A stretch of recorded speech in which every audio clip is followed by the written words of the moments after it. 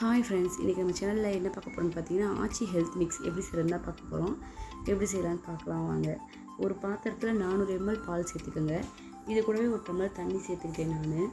சேர்த்து பால் நல்லா பொங்கணுன்னா இதில் வந்து ஆச்சி ஹெல்த் மிக்ஸை ஒரு 2 ஸ்பூன் இதிலே நான் போட்டேன். அதனால் எனக்கு என்ன ஆயிடுச்சுன்னு பார்த்தீங்கன்னா, சூட்டோடு அந்த பவுடர் போட்டோன்னா ரொம்பவே கட்டி கட்டியாக ஆகிடுச்சு.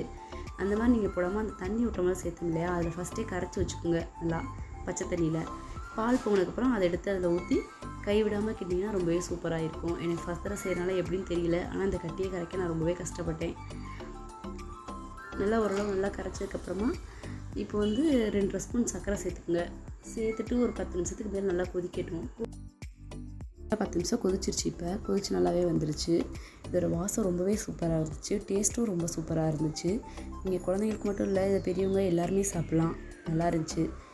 என்னோடய வீடியோ பிடிச்சிருந்தா சப்போர்ட் பண்ணுங்கள். தேங்க்யூ ஃபார் வாட்சிங்.